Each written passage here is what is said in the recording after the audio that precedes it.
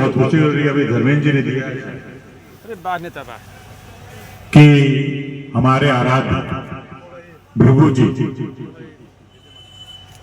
और चित्रगुप्त जी, ये दोनों मंदिर का कॉरिडोर बनने वाला है। या ये दोनों साथी हैं, आप लोग जानते हैं। पहले माननीय मंत्री जी इसलिए नहीं उसको कह रहे थे। पहली बार उसका जब बना बजट तो पता चला कि 40 ही करोड़ था, फिर मंत्री 60 या 65 करोड़ हुआ। मंत्री जी का इतने में भी नहीं हो पाएगा। आप लोग के बीच बताते हुए पहली बार बहुत बहुत खुशी हो रही है। पता नहीं मंत्री जी बताएं कि नहीं बताएं, मैं ही पहली बार बोल रहा हूँ शायद, कि अब ये प्रोजेक्ट 102 करोड़ का बनेगा और भव्य मंदिर बनेगा, यहाँ पे भव्य कॉरिडोर बनेगा।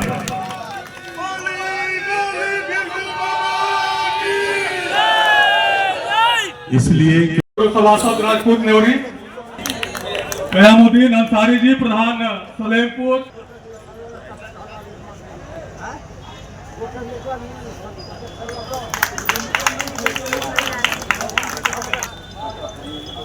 जी प्रधान माधोपुर, संरक्षक प्रधान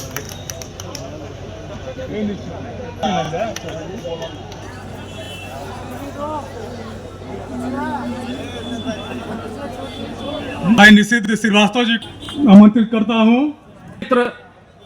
निशु जी अपने तमाम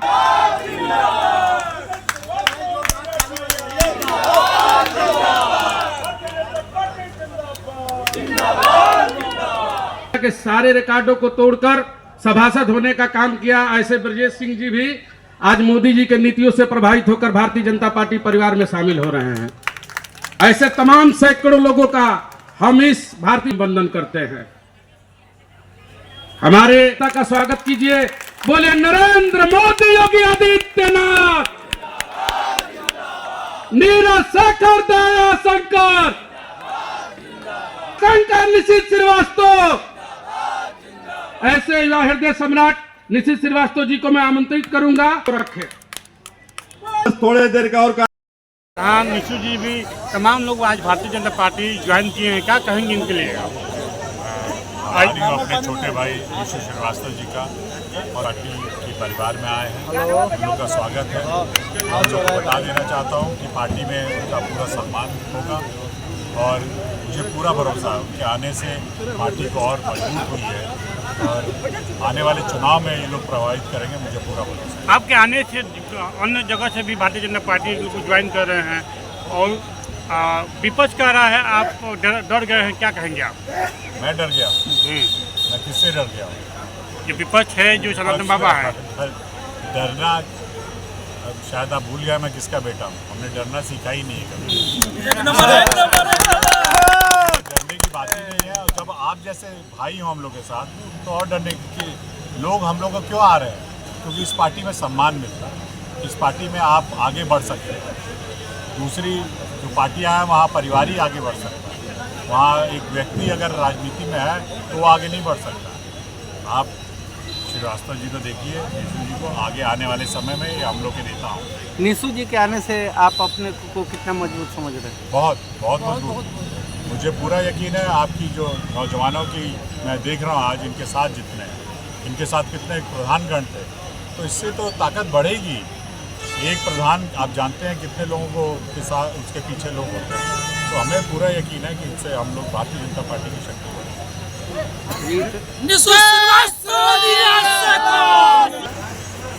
फिर बीएसपी और बीजेपी क्या कहना चाहेंगे? आज भारतीय जनता पार्टी में माननीय नीरज शेखर जी के सानिध्य में, बड़े भाई धर्मेंद्र सिंह जी के सानिध्य में मैं पार्टी की सदस्यता लिया हूं और आजीवन भारतीय जनता पार्टी का सदस्य मैं बनकर। क्या खासियत देखें बीजेपी की? बीजेपी ऐसी पार्टी है जो आपके धर्म की रक्षा करती है, आपके सम्मान की रक्षा करती है, विकास कराती है। आप देख सकते हैं पूरे बलिया हो या पूरे उत्तर प्रदेश में या भारत में, हम लोग कहीं भी जाते हैं तो रोड का जाल बिछा हुआ है। आप पाएंगे जो लखनऊ हम लोग 10 घंटे में पहुंचते थे, अब 4 घंटे में हम लोग पहुंच रहे हैं। अब सारी सुविधाएं मिल रही है। राम मंदिर, आज तक हम लोग के पुरखा पुरनिया सुनते थे कि राम जी अयोध्या में पैदा हुए थे, कहाँ हुए थे? टेंट में हुए थे कि करकट में हुए थे, नहीं पता। आज 22 जनवरी को जो हुआ सारे लोग देखे हैं। हम लोगों का मान सम्मान बढ़ा, हम लोगों के धर्म की रक्षा हुई, इसलिए मैंने भारतीय जनता पार्टी का सस्ता करा। इतना समय कैसे लग गया आपको इलेक्शन करने में? बसपा में क्या लगा? देखिए, पुरानी बातों को नहीं याद करना। मेरा जहाँ सम्मान है, मैं आदरणीय नीरज शेखर जी से मेरी पुराने रिश्ते हैं, मैं उसी रिश्ते को जगाया हूँ और आज मैंने प्रण लिया है भारतीय जनता पार्टी में मेरा जीवन बीत जाएगा जी। तो अब किस तरीके से नीरज शेखर जी के चुनाव में आप सहयोग जोर शोर जितना हो सकता है पूरे शहर में डोर टू डोर में भ्रमण करके कैंपेनिंग करके माननीय नीरज शेखर जी को जिताने का प्रयास तो करूंगा। आप अकेले हैं कि और किन साथी? पूरी टीम है। आज करीब दर्जनों प्रधान लोग भी सदस्यता लिए हैं। बड़े भाई ब्रजेश सिंह जी, सहोदरा के प्रधान मनोज ठाकुर जी, तमाम लोगों ने आज सदस्यता ग्रहण किया और सारे लोगों का एक ही लक्ष्य है, आदरणीय नीरज शेखर जी को भारतीय जनता पार्टी से यहाँ का सांसद बनाना। एक और पार्टी के नेता को आपने बीजेपी में ज्वाइन करा लिया है, क्या कहना चाहेंगे, किस तरीके से बीजेपी चुनावी रणनीति बना रही है? देखिए, ये रणनीति का कोई अंग नहीं है इनका। ये आप निशु जी का अंतरात्मा, जो कि आप चित्रगुप्त जी जो हमारे आराध्य हैं और भगवान के सारे लेखा जोखा रखने का काम चित्रगुप्त जी करते थे। आज जिस माने सनातन धर्म की विरोध करने वाली जो पार्टी थी, उससे कुंठित होकर फिर मोदी जी में आस्था दिखाते हुए भाजपा में आए हैं। ये उनके अंतरात्मा की आवाज़ से आए हैं। कोई ऐसा नहीं है कि किसी के दबाव में, किसी के लोभ में, प्रबल में आए हैं। इनके अंतरात्मा ने बताया कि भाई सनातन और देश की जो रक्षा करने वाली जो पार्टी है वो मोदी जी की पार्टी है, बीजेपी है। ब्रिगु कॉरिडोर का क्या है?